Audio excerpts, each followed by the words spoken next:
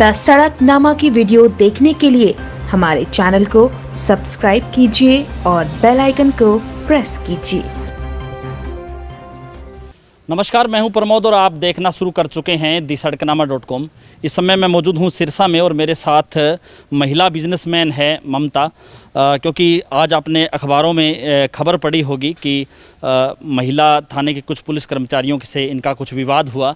दरअसल मामला क्या था कि ये स्कूटी पे ट्रीटमेंट करवाने के लिए जा रही थी डॉक्टर से, और उसके बाद जो वाक़या हुआ, हालांकि इन पे कई तरह के आरोप हैं वो लगाए गए हैं पुलिस की ओर से भी। हमारे साथ इस समय मौजूद हैं, हम इनसे चर्चा करते हैं। मैडम, क्या मामला है? आपको दिखाया गया है कि मैं एक दबंग लेडीज़ हूँ, मैं आपको स्कॉर्पियो से कुचल के मार दूंगी, इस तरह का कोई मामला? क्या पूरा वाक्य क्या था? सर, मेरे चोट लगी थी और मैं अपने बेटे के साथ इमरजेंसी में घर से निकली थी और मेरा बेटा मुझे बहुत जल्दी में लेके आया और मेरा ट्रीटमेंट हुआ। मुझे था मेरे फ्रैक्चर है, बट फ्रैक्चर नहीं निकला, मेरा मांस फटा था पैर का। और उसके बाद डॉक्टर ने ट्रीटमेंट दिया। उसने बोला आप घर जाके मेडिसिन खाना, मेरी तबीयत जल्दी ख़राब होती है मेडिसिन से भी, तो उन्होंने बोला रास्ते में नहीं लोगे, आप घर जाके लोगे। तो जैसे मैं मेडिकल शॉप से निकली बाहर तो मुझे 2 लेडीज़ ने वहाँ पर रोका और उन्होंने बोला मैम आपके बेटे ने हेलमेट नहीं पहना। मैंने कहा मैम मैं पेशेंट हूँ, इस टाइम मेरे चोट लगी है, मैं अभी ट्रीटमेंट लेके आई हूँ, आप मेरे बेटे को और मुझे जाने दो। तो उन्होंने बोला कि आपके बेटे ने हेलमेट नहीं पहना, आप नीचे उतरो। मैं कहा मैम मैं इतना कैपेबल इतने नहीं हूँ कि मैं नीचे उतरूँ, अब ऐसे बोलो आपको डॉक्यूमेंट चाहिए हम देंगे आपको। उन्होंने मेरे बेटे को भी पुश किया और मुझे भी बाजू से खींच के उसको नीचे उतारा और नीचे उतारने के बाद बोलती है हम तुझे अरेस्ट करेंगे, हम तेरा ये कर देंगे वो कर देंगे। मैंने कहा मैम चलो जो भी करना आप मुझे जल्दी रिलीफ कर दो। उन्होंने मुझे थाने में ले जाके मेरे बेटे को और मुझे काफ़ी देर तक बिठाया, इधर उधर किया हुआ। उसके बाद मेरे को 12 बजे उन्होंने एक चालान दे दिया मेरी स्कूटी का। और फिर मेरे बेटे को बोलते कितने बजे का वाक़या था ये? 10 बजे से लेके 12 बजे के बीच में। रात को दिन में मॉर्निंग से 10 बजे से लेके दोपहर के 12 बजे तक उन्होंने मुझे चालान काट के दे दिया। मैंने एचएसओ को बोला मैम आपने चालान काट दिया, मैं जाऊँ? तो वो बोलती नहीं आप उधर ही बैठो, आपका पर्चा काटेंगे। मैं कहा मैम मैंने क्या क्राइम किया है? कहते नहीं आप उधर बैठो। मैं रिटर्न थोड़ी देर बैठी, मैं 10-15-20 मिनट, क्योंकि हमने खाना भी नहीं खाया था और मैं बीमार भी थी, मेरा बेटा भी परेशान हो रहा था। मैंने फिर एचएसओ को रिक्वेस्ट की मैम प्लीज़ आप मेरे बेटे को जाने दो, मुझे रख लो आप इधर।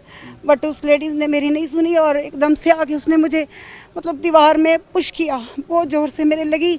और मेरे ये एल्बो पे देखो, आप इधर दिखाओ यहाँ पे, मेरे बहुत ज़ोर से चोट लगी और मैं फिर खड़ी हुई, उसने मुझे ज़ोर से स्लैप दिया और मेरे बेटे को भी मारा उसने। मेरे बेटे ने मुझे भी छुड़ाने की कोशिश की, उनको भी बोला।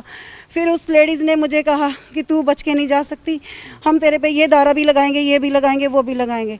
ठीक है, मैं परेशान होगी, मैंने बोला मैम आप लगाओ, लेकिन मुझे जल्दी रिलीफ़ करो, मेरी गुड़िया घर में के लिए मुझे जल्दी जाना है। उसने उसके बाद भी मेरी नहीं सुनी, उसने मुझे बहुत देर तक बिठाया। फिर मुझे बहाने से वो लोग गाड़ी में बिठा के मुझे मेडिकल के लेके गए, मेरा कोरोना करवाया, जो कि मेरा पॉजिटिव नहीं आया, नेगेटिव ही आया। उसमें मेरे बेटे ने जो पेन सहन किया, मैं बहुत रोई। मैंने फिर से बोला मेरे बेटे को छोड़ो आप मुझे रखो, पर उन लोगों ने बिल्कुल नहीं सुनी। और उसने जब मेरा टेस्ट होने के बाद उन्होंने मुझे जहाँ पे उन्होंने मेरा मामला इधर एक केस लगाना था वो रखा हुआ था, वहाँ मुझे लेके जाना था जज के पास, लेकिन नहीं, एचएसओ ने उनको कॉल करके बोला कि इसको एक बार इधर लेके आओ। तो मुझे फिर वापस लेके गए, जबकि मेरा मेडिकल हो चुका था। मेडिकल होने के बाद उन्होंने मुझे कमरे में लॉक किया। एचएसओ के सामने मुझे 10 लोगों ने मारा, एसएचओ के सामने 10 लोगों ने मारा विद एचएसओ। उसने मुझे इतना पुश किया, मेरे बाल खींच के मेरी गर्दन ऐसे कर दी, मेरी सारा इधर सारा होया पड़ा। पूरी रात मैं सोई नहीं, मेरा ऑपरेट हुआ, मेरे पेट में मुक्के मारे गए। इतना हालात बदतर कर दिया कि मेरा बेटे को भी मारा, वो भी चिल्ला रहा था। तो सुनीता नाम की एचएसओ है जो सब कुछ वहाँ पे करवा रही थी और देख रही थी सामने। और मैंने उसको बोला, मैंने रिक्वेस्ट किया हाथ जोड़े, मुझे बोलती है कॉम्प्रोमाइज़ कर लो। मैंने बोला मैम मैं कॉम्प्रोमाइज़ क्या करूँ, अब आपने सारा कुछ कर दिया, मैं कुछ नहीं कर सकती। मुझे बोलती है आपको रिलीफ करना, आपको ना सॉरी बोलना नहीं आया। मैं कहा मैडम मैं आपके पैर पकड़ लूँ? कहती पैर पकड़ने से क्या होता है? तो उन लोगों ने मुझसे शरेआम कमीशन मांगी है, उन बोला पैसा दे दो मामला सुलट देंगे। तो मैंने कहा मैम अब कुछ नहीं हो सकता, अब आपने तो मेरे नाम पे मेडिकल वगैरह भी सब कुछ करवा दिया और मैं नहीं दे पाऊँगी। और जब लोग वो मुझे मेडिकल के लिए लेके जा रहे थे, रास्ते में उर्मिला नाम की 2 लेडीज़ थी, उसमें एक का सरनेम है एक का नहीं है। वो दोनों मुझे बोलती हैं तू मैम के साथ कॉम्प्रोमाइज़ कर लेती तो हम तुझे इतनी प्रॉब्लम क्रिएट ही नहीं होने देते, अब तुझे हम क्या करेंगे, हम पेशेंट में तुझे जाके छोड़ेंगे। मैंने कहा मैम आप गलत कर रहे हो, मेरा बच्चा साथ में है।